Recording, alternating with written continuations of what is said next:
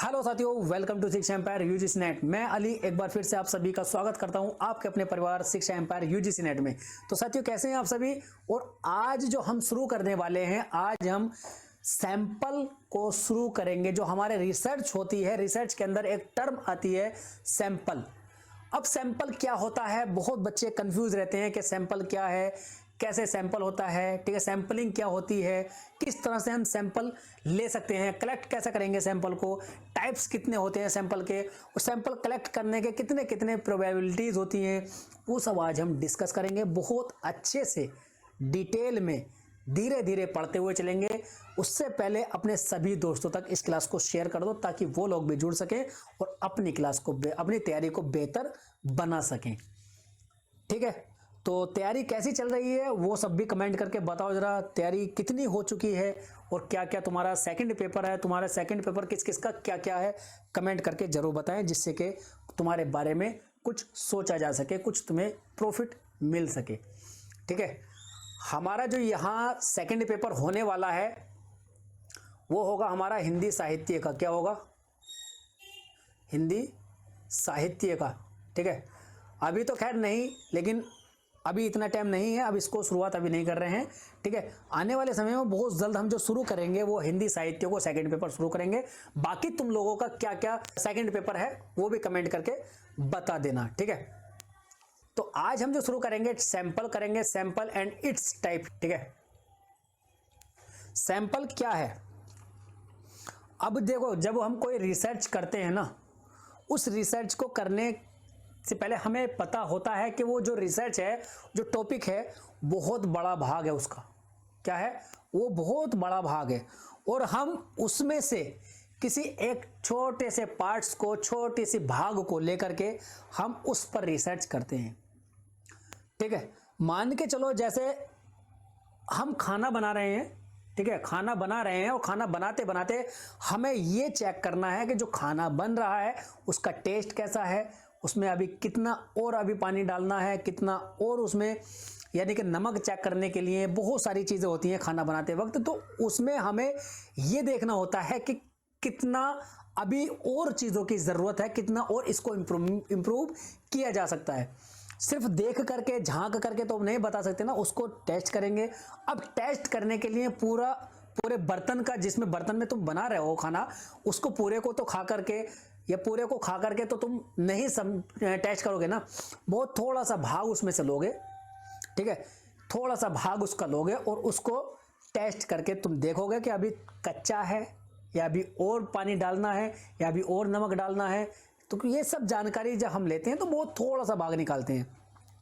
जैसे चावल बनाते हैं, चावल बनाने के समय, चावल बनाते वक्त लास्ट में जब हम देखते हैं ना, बड़े भगोने में बनते हैं, बर्तन में बनते हैं, तो पूरे भगोने को, पूरे बर्तन के चावल को निकाल करके एक एक को फोड़ फोड़ कर को देखेंगे नहीं है कि सारे बन चुके हैं, नहीं। हम उसमें क्या करेंगे, एक छोटा सा भाग उसका निकालेंगे, 4-5 दानों का। ठीक है, 4-5 दानों का, और उसको हम चेक करके देखते हैं कि कितना ये बन चुका है, कितना अभी इसमें और अभी टाइम लगाना है।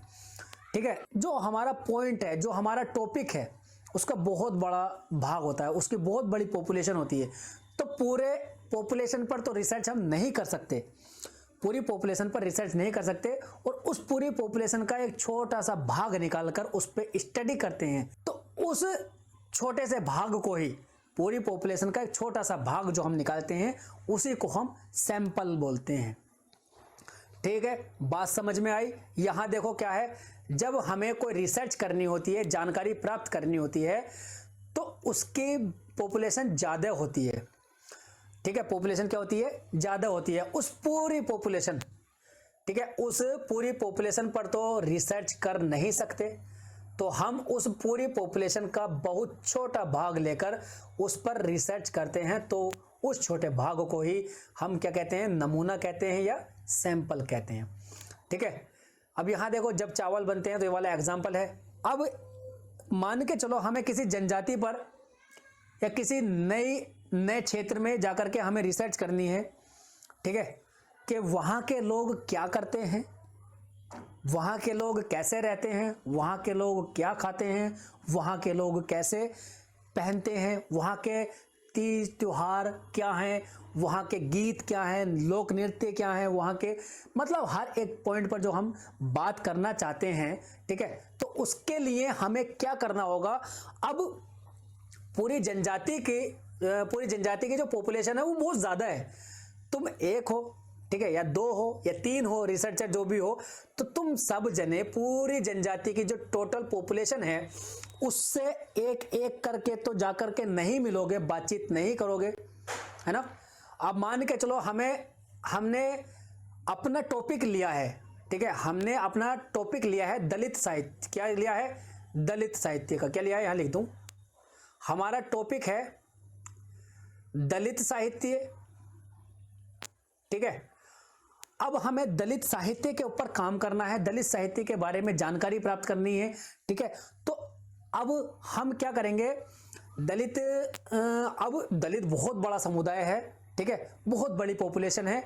अब हम एक एक दलित भाई के पास जाकर के तो उससे बात नहीं करेंगे कि क्या क्या वजह, क्या क्या मतलब क्या क्या होता है, कैसे कैसे क्या ये चीज़ें उभर कर सामने आई हैं, क्या क्या समस्याएं हैं, ठीक है। हम एक एक के पास नहीं जाएंगे, हम उस पॉपुलेशन से, यानी कि दलितों की जो पूरी पॉपुलेशन है उसमें से कुछ भाइयों को, कुछ बहनों को इकट्ठा करेंगे, ठीक है, 10, 5, 20 जो भी हो सकते हैं, ठीक है, हम उनसे बात करेंगे। अब सबसे पूरी पॉपुलेशन से हम बात नहीं कर सकते, तो हमने पूरी पॉपुलेशन के जो 10-20 भाई बहन, जो हमने दलित भाई बहन जो इकट्ठे किए हैं, उन सभी से हम जो बात कर रहे हैं, उन सबको 10-20 को हम कहते हैं सैंपल, ठीक है। हम उन्हीं को सैंपल कहते हैं कि हमने एक बड़े समुदाय से, एक बड़े संगठन से, एक बड़ी पॉपुलेशन से एक छोटा सा भाग लिया है और उन पर हम रिसर्च शुरू कर रहे हैं, तो वो होता है हमारा सैंपल, ठीक है। आगे समझ में, आगे चलते हैं। अब सैंपल के टाइप्स देखते हैं। टाइप आता है तो प्रोबेबिलिटी सैंपल मेथड, यानी कि जो सैंपलिंग हम करते हैं उसमें प्रोबेबिलिटी, यानी कि जो संभावित तरीका होता है सैंपलिंग करने का, और उससे आगे नॉन प्रोबेबिलिटी होता है, ठीक है। हम अभी देखेंगे प्रोबेबिलिटी वाला। तो प्रोबेबिलिटी सैंपल मेथड जो है, देखो क्या है, probability sampling means that every member of population has a chance of being selected. It is mainly used in quantitative research. अब इसका मतलब क्या है, पहले लास्ट वाली लाइन देखते हैं। जो हमारी प्रोबेबिलिटी सैंपलिंग जो होती है ना, यानी कि जो सैंपलिंग होता है, हम मेनली हम जो यूज करते हैं वो क्वांटिटी रिसर्च में यूज करते हैं, ठीक है। और प्रोबेबिलिटी सैंपलिंग का मतलब ये है कि हमारी जो भी पॉपुलेशन है, जैसे कि हमने दलित साहित्य के ऊपर हमने रिसर्च शुरू की है, तो जो दलित समुदाय है, ठीक है, दलित समुदाय का हर एक व्यक्ति या हर एक मेंबर, ठीक है, हर एक व्यक्ति, हर एक मेंबर प्रोबेबिलिटी रखता है या अपने पास चांस रखता है सेलेक्ट होने के, यानी कि वो पूरे चांस रखता है कि मुझे सिलेक्ट हो, मतलब मैं सिलेक्ट हो सकूं। ऐसा नहीं है ऐसा नहीं है कि एक व्यक्ति को तुम सिलेक्ट कर सकते हो, दूसरे को तुम सिलेक्ट नहीं करोगे, कि तेरे पास चांस नहीं है। हर एक व्यक्ति, यानी कि एक पॉपुलेशन का हर एक मेंबर अपने पास चांस रखता है कि मैं सिलेक्ट हो सकता हूं, ठीक है। तुम उसमें भी फिल्टर नहीं लगा सकते, उसमें तुम फिल्टर नहीं लगा सकते, लेकिन हाँ, बस तुम चूज कर सकते हो कि मुझे इतने चाहिए और इनमें से मैं ले सकता हूं, ठीक है, इनको मैं ले सकता हूं और इनसे मैं बात कर सकता हूं, ठीक है। अब यहां ये होती है प्रोबेबिलिटी वाली। अब इसका तरीका क्या होता है, पहले पूरी पॉपुलेशन को मिक्स या रैंडमाइज करना होता है, ठीक है। इसमें क्या होता है, पहले जो भी हम सैंपल ले रहे हैं उसमें पूरी पॉपुलेशन को, जो हमारा पूरा समुदाय है, उसको मिक्स करना होता है, ठीक, मिक्स करना होता है और उसको हमें सेलेक्ट करना होता है। जैसा कि देखा होगा ना तुमने, पर्चियों वाला सिस्टम जो होता है ना, पर्ची वाला, लॉटरी में जो पर्ची डालते हैं ना, उसको नाम की पर्ची, बहुत सारी सभी नामों की पर्ची डालते हैं और उनको अच्छे से मिक्स करते हैं, रैंडमाइज करते हैं, अच्छे से रैंडमाइज करते हैं, मिक्स करते हैं, और जब उनको डाला जाता है उसमें से हम चुननी होती है कि 10 पर्ची चाहिए, 5 पर्ची चाहिए, ठीक है। तो उतनी ही पर्ची हमें उठा लेनी होती है। तो वैसे ही हमें यह करना होता है, ये तरीका है रैंडमाइज का, ठीक है। हमें जो तरीके हैं, जो सैंपलिंग मेथड हैं हमारे, वो कौन कौन से हैं, एक तो सिंपल रैंडम सैंपलिंग और सिस्टमैटिक सैंपलिंग है सिस्टमैटिक रैंडम सैंपलिंग। ठीक है, तो यहां हमारे पास दो आते हैं प्रोबेबिलिटी में। प्रोबेबिलिटी सैंपलिंग मेथड में हमारे पास दो सैंपल मेथड आते हैं, एक आता है सिंपल रैंडम सैंपलिंग मेथड और दूसरा आता है हमारा सिस्टमैटिक सैंपलिंग या सिस्टमैटिक रैंडम सैंपलिंग मेथड। अब हम इनको एक एक करके देखते हैं। जो सिंपल रैंडम सैंपलिंग मेथड होता है, अब सिंपल रैंडम में सिंपल है तो इसमें क्या करना, हमें सिंपली रैंडम करना है। ठीक है, जैसे कि तो चावल को लेने से पहले जब चावल का जब हम सैंपल लेते हैं चेक करने के लिए, पहले उसको मिक्स करते हैं, यानी कि नीचे का ऊपर, ऊपर का नीचे, इस तरह से चलाते हैं और चला करके उसको अच्छे से मिक्स करके तब हम सैंपल लेते हैं। कि सिर्फ ऐसा नहीं उसका जो ढक्कन है, ढक्कन हटाया, बर्तन का ढक्कन हटाया और ऊपर ऊपर से उठा लिए तो ऊपर के अलग होगा, नीचे का अलग होगा, तो उसको पहले पूरे को अच्छे से मिक्स करना होता है, तब चावल का सैंपल हम लेते हैं। और चावल का सैंपल लेने के बाद में उसको हम चेक करते हैं, टेस्ट करते हैं। ठीक है, तो ये तो हो गया हमारा सिंपल रैंडम सैंपल, बस सिंपली हमने मिक्स किया और सैंपल ले लिया। ठीक है, अब आता है हमारे पास सिस्टमैटिक सैंपलिंग। अब सिस्टमैटिक में मतलब इसमें क्या होता है कि रैंडमाइज तो करना है। ठीक है, जो हम सैंपल ले रहे हैं ना अपनी पॉपुलेशन को, उसमें सिस्टमैटिक वाले में रैंडमाइज तो करना है, रैंडमाइज से, लेकिन उसमें कुछ कंडीशन लगा दी जाती है। रैंडमाइज के लिए कुछ कंडीशन लगा दी जाती है, जैसे कि लॉटरी में पर्ची ऊंची वगैरह डालते हैं। ठीक है, तो उसमें क्या होता है, रैंडम करने के बाद भी, मिक्स करने के बाद भी ना कुछ पर्चियां क्या है एक दूसरे से चिपकी रह जाती हैं। ठीक, अब उसमें क्या करना होता है, उसमें हमने सेलेक्ट कर दी है, पहले हमें मान के चलो उसमें क्या है, पहले हमने रैंडमाइज किया उनको, रैंडमाइज करने के बाद में हमने उनको डाला, उसमें से हमने क्या है एक कंडीशन लगा दी है कि जो 100 पर्ची हैं, यदि 100 पर्ची हैं, 100 में 100 को हमने पहले 10-10 के भागों में बांटा, हमें 100 में से 10 चाहिए, 10 पर्ची चाहिए, और पहले हमने उनको क्या किया 10 भागों में, 10-10 के 10 भागों में बांट लिया। ठीक है, 10 भागों में बांट लिया, फिर उसमें कंडीशन लगा दी कि हर 10 में से शुरुआत की हर 10 में से शुरुआत वाली चाहिए, ये लास्ट वाली चाहिए, ये बीच वाली चाहिए। जो 10-10 के हमने भाग बनाए हैं उसमें से हमें हर 10 में से एक चाहिए, लेकिन उसमें कंडीशन ये लगा दी कि पहली चाहिए या अंत की चाहिए। सभी में से अंत की ले लो या सभी में से पहली ले लो या बीच वाली सभी में से ले लो, तो हमें 10 चाहिए। इस तरह से हमें पहले रैंडमाइज करना है, फिर उसमें हमें कंडीशन लगानी है। तो ये होता है सिस्टमैटिक सैंपलिंग मेथड। ठीक है, सिंपल में सिंपल रैंडम में सिंपली रैंडमाइज करना होता है, फिर सिस्टमैटिक में रैंडमाइज के बाद में कंडीशन लगाई जाती है। समझ में आया बोलो? सिंपल रैंडम सैंपलिंग और सिस्टमैटिक रैंडम सैंपलिंग। अब ये जो दोनों सैंपलिंग है हमारी, सिंपल रैंडम और सिस्टमैटिक रैंडम, तो ये सैंपलिंग मेथड हमें कब यूज करने होते हैं, जब हमारी पॉपुलेशन क्या होती है, होमोजीनस होती है। क्या होती है? होमोजीनस होती है। ठीक है, अब होमोजीनस पॉपुलेशन क्या होती है, यानी कि हमारे पॉपुलेशन के हर मेंबर सेम हो, यानी कि सेम ग्रुप से हो। ठीक, सेम ही ग्रुप से हो, सेम समुदाय से हो, तो वो होता हमारा होमोजीनस। जैसे कि हम दलित साहित्य पर अगर हम बात करना चाहते हैं तो उसमें सिर्फ और सिर्फ दलित भाई होने चाहिए। ठीक है, कोई दूसरा नहीं, किसी दूसरे वर्ग का कोई व्यक्ति उसमें नहीं होना चाहिए, तो ये होता हमारा होमोजीनस। और हेट्रोजीनस में क्या होता है, हेट्रो में होता है कि मतलब जिसमें दो ग्रुप जुड़े होते हैं, जिसमें दो ग्रुप मिक्स होते हैं, तो वो होता है हेट्रोजीनस। ठीक है, हमारी जो ये सैंपलिंग है ना ये वाली, तो ये दोनों होती है हमारे होमोजीनस में। कैसे होती हैं? देखो, होमोजीनस में ये दोनों सैंपलिंग मेथड तब यूज होती है जब हमारी सैंपलिंग पॉपुलेशन होती है, क्या होती है? होमोजीनस। ठीक है, होमोजीनस पॉपुलेशन, देखो मान के चलो हमारे पास एक बोरा है। ठीक है, एक बोरा है, ये एक झोला मान लो, ये एक बर्तन मान लो, कुछ भी मान लो, कट्टा, बोरा, झोला, कुछ भी मान लो।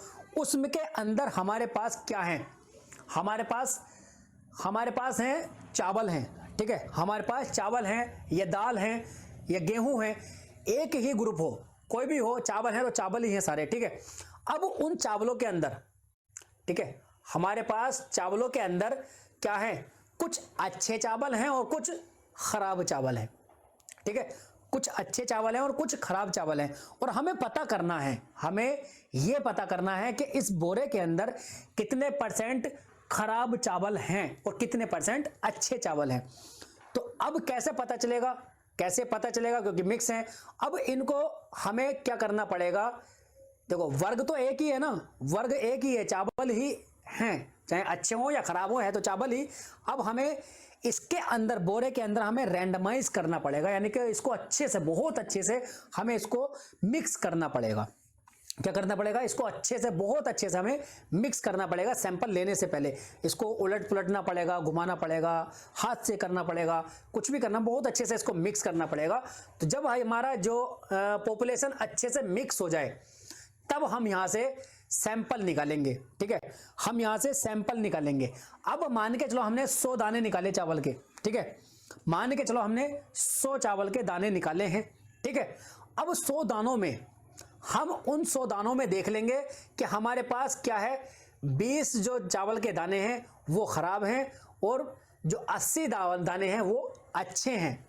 तो हम कह सकते हैं सीधे सीधे कि इस पूरे कट्टे में, पूरे झोले में हमारे पास जो 20% चावल हैं वो खराब चावल हैं।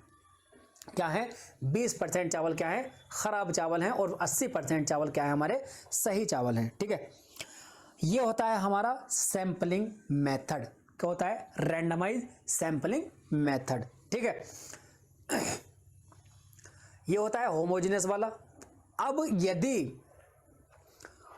अब यदि जो हमारा, हम जो कर रहे थे सिस्टमैटिक वाला, उसमें क्या होता है, कभी कभी क्या होता है कि कुछ अच्छे से मिक्स नहीं हो पाता, कभी कभी अच्छे से मिक्स नहीं हो पाती चीजें, तो उनमें फिर से सिस्टमैटिक लगा देते हैं, वही वाला जो पहले हमने किया था। ठीक है, से कंडीशन लगा करके। तो ये सब हमारे होते हैं सिस्टमैटिक।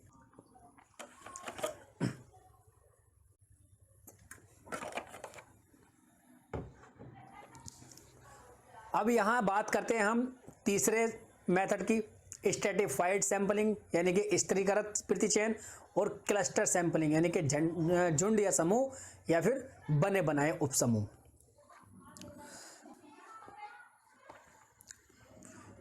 अब इसके बारे में देख, तो जब हम अपनी पॉपुलेशन से ये, हाँ, और ये दोनों जो होते हैं, ये दोनों होते हैं किसमें, हेट्रोजीनस में। किसमें होते हैं ये, हेट्रोजीनस में। पहले जो हमारे सिंपल रैंडमाइज सैंपलिंग और रैंडमाइज वाला जो था, और जो हमारा सिस्टमैटिक रैंडमाइज सैंपलिंग था, वो हमारे होमोजेनियस पॉपुलेशन में यूज हो रहे थे। लेकिन अब जो हमारे, जो कहीं कहीं होता है कि हेट्रोजेनियस पॉपुलेशन होती है, तो वहां हमारे पास जो सैंपलिंग मेथड आएंगे वो कौन से होंगे, स्ट्रैटिफाइड सैंपलिंग मेथड और क्लस्टर सैंपलिंग मेथड। यानी कि देखो, अब इसके यहां देखो, जैसे कि ये बोरा है, अब इसके अंदर 2 ग्रुप हैं, चावल के और दाल के।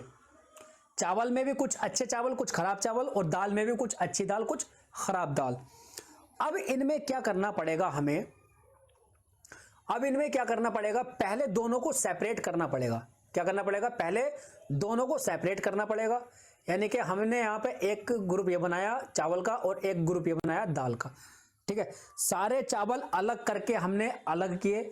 मान के चलो एक पूरे बोरे से हमने अलग किए, चावल वाला ग्रुप अलग किया और दाल वाला ग्रुप अलग किया, चाहे वो अच्छी हो चाहे वो खराब हो, दोनों एक ग्रुप के अलग अलग कर लिए। ठीक है, अब हमें इस पूरे जो पूरा हमारा बोरा है, इसमें हमें पता करना है कितने परसेंट अच्छे चावल हैं, कितने परसेंट खराब चावल हैं, और कितने परसेंट अच्छी दाल है, कितने परसेंट खराब दाल है। ठीक है, हमने अलग अलग किया दोनों को, अच्छे प्लस खराब दोनों यहां आ गए, अच्छे प्लस खराब दोनों अलग अलग आ गए, दाल यहां आ गए, चावल यहां आ गए हमारे। ठीक है, अब इसको हम अच्छे अब करेंगे यहां पे, फिर वही से वो हमने सेपरेट कर लिया यहां, यानी कि हमने यहाँ क्या कर लिया, हमके सब ग्रुप बना लिए, छोटे छोटे ग्रुप्स बना लिए। ठीक है, इसके अंदर ये जो हमारा पूरा बोरा है, ठीक है, यहाँ पर चावल हैं और दाल हैं।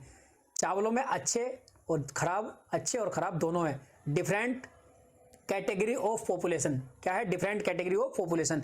अब इसमें क्या करना पड़ेगा सैंपलिंग के लिए? सबसे पहले हमें क्या करना पड़ेगा जी? सेपरेट बोथ, चावल एंड दाल दोनों को सेपरेट करना पड़ेगा। सेकेंड स्टेप क्या करना पड़ेगा जी? सेकेंड स्टेप में हमें रैंडमाइज यानी कि मिक्स बोथ कंटेनर, दोनों कंटेनर को अलग अलग, दाल के को भी और जो हमारा चावल का है उसको भी, दोनों कंटेनर को हमें मिक्स करना पड़ेगा, रैंडमाइज करना पड़ेगा। थर्ड प्रोसेस क्या है हमारा? Collect sample separately. ये हो गया, ठीक है। तो अब यहां देखो, जो हमने ये ग्रुप बनाए ना अलग अलग, जो हमने ये सेपरेट जो ग्रुप बनाए हैं ये वाले, इनको हम क्या कहते हैं? स्ट्रेटास। क्या कहते हैं? स्ट्रेटा। जो हम ग्रुप बना रहे हैं, जो सब ग्रुप, एक तो हमारे पास बड़ा ग्रुप था, ठीक है, यहां था हमारे पास बड़ा ग्रुप, हमने इसमें से सेपरेट करके दो छोटे छोटे ग्रुप बना लिए, ठीक है। तो इनको हम कहते हैं स्ट्रेटा, ठीक है, स्ट्रेटास कहते हैं। इसीलिए हमने क्या कहा, नाम दिया गया है इसको स्ट्रेटिफाइड सैंपलिंग, ठीक है। अब क्लस्टर क्या है? अब क्लस्टर वो है जब हमारे पास हमारे समाज में, हमारे एनवायरनमेंट में बने बनाए ग्रुप हमें मिल जाते हैं। हमें ये ग्रुप बनाने नहीं पड़ते। जब हमें ग्रुप ये बनाने नहीं पड़े, हमें बने बनाए ग्रुप मिल जाते हैं, तो उसको हम कहते हैं क्लस्टर। क्या कहते हैं? क्लस्टर। यानी कि एक सब ग्रुप हमने बनाया, तो सब ग्रुप जो हमने बनाया उसको हम कहते हैं स्ट्रेटा, और जो हमें सब ग्रुप बने बनाए मिल जाते हैं उसको हम कहते हैं क्लस्टर, ठीक है। तो ये हमारी प्रोबेबिलिटी सैंपलिंग थी। इससे आगे हम नॉन प्रोबेबिलिटी सैंपलिंग वाले जो मेथड हैं उनको देखेंगे। आज की क्लास हम यहीं तक रखते हैं। उम्मीद करता हूं बहुत अच्छे से क्लास समझ आई होगी। जो भी डाउट थे वो सब क्लियर हो गए होंगे। अगर फिर भी कुछ डाउट बचता है तो कमेंट करके जरूर बताना, ठीक है, उसको आगे क्लास में सोल्व किया जाएगा। मिलते हैं अगले सेशन में, तब तक के लिए हंसते रहें, मुस्कुराते रहें, और क्लास को लाइक शेयर सब्सक्राइब जरूर करके जाना। बिना लाइक शेयर सब्सक्राइब करे मत जाना, ठीक है। मिलते हैं अगले सेशन में, तब तक के लिए हंसते रहें, मुस्कुराते रहें, अपना और अपनों का बहुत सारा ख्याल रखें। धन्यवाद। टेक केयर, बाय, जय हिंद।